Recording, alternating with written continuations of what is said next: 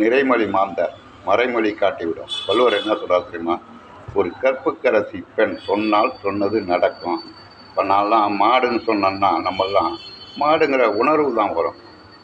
ஆனால் அந்த கற்புக்கரசி மாடுன்னு சொன்னால் மாடே வந்து நின்றுடும். அதுதான் வித்தியாசம். கண்ணகி என்ன பண்ணான்? தான் கலவன் கோவலனை கொண்டுட்டான் அப்படின்னு சொன்னவொன்னே மதுரையை எரிச்சு விட்டான். நலாயினி என்ன பண்ணான்?